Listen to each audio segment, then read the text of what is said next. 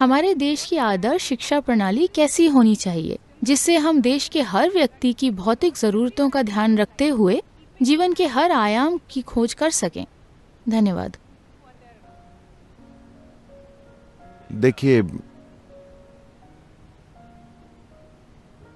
ऐसा कोई सिस्टम नहीं है जिसे आप लोगों के लिए बना सकें, क्योंकि हमारे जीवन का समय सीमित है और शिक्षा हमारे जीवन का एक छोटा हिस्सा है।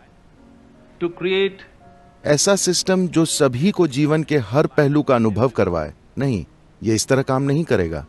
किसी की रुचि पढ़ाई में है, उसे उस दिशा में जाना चाहिए। कोई बस एक रोजगार चाहता है, उसे उस दिशा में जाना चाहिए। किसी के पास दूसरे प्रकार की काबिलियत है, उसको उस दिशा में जाना चाहिए। मुझे लगता है कि शुरू में ही मैं कहता हूं कि 12 की उम्र तक सभी पर्याप्त रूप से साक्षर हो जाते हैं। वे इस देश में कम से कम 1 या 2 भाषाएं पढ़ सकते हैं। आप अंग्रेजी भाषा और आप स्थानीय भाषा पढ़ सकते हैं, जो भी आपकी मातृभाषा है। इन 2 भाषाओं को आप पढ़ सकते हैं और कागज पर लिखी बात को आप समझ सकते हैं। हमें बच्चे को 12 वर्ष तक इस स्तर तक लाना चाहिए। हमें उनको बहुत सारी चीजों से भरना नहीं चाहिए, बस भाषा और समझ। मैं जो पढ़ता हूं वो समझता हूं, इतना काफी है। अगर आप 12 साल की उम्र तक उन्हें इतना काबिल बना दें तो आप मूल्यांकन कर सकते हैं कि कौशल के आधार पर कौन जा सकता है।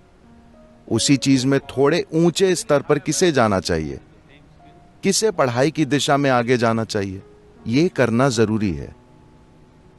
अगर ऐसा नहीं होगा तो सभी शिक्षा की मशीन में जबरदस्ती धकेले जाएंगे।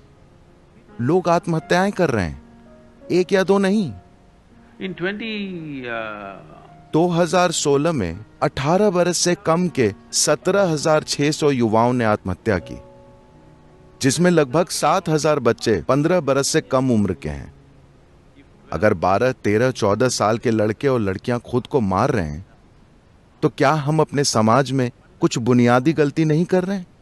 हेलो, बड़ी उम्र में नहीं, बल्कि 12-13 की उम्र के लड़के और लड़कियां जब वे ऊर्जा से भरपूर होने चाहिए, उस समय वे अपना जीवन खत्म कर रहे हैं।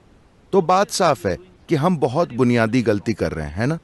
और दुर्भाग्य से इन आत्महत्याओं में से 90% शिक्षा से संबंधित है। कुछ दूसरी चीजें, परिवार या कुछ और, लेकिन इनमें से 90% शिक्षा से संबंधित है। निश्चित रूप से हमें शिक्षा पर विचार करने की जरूरत है कि बच्चों को शिक्षित कैसे करें। हम सभी को एक ही प्रक्रिया में डाल रहे हैं। हर व्यक्ति एक ही प्रक्रिया से गुजरने के लिए तैयार नहीं है, यह समझना बहुत जरूरी है। ये बच्चे को संभालने का सबसे क्रूर तरीका है।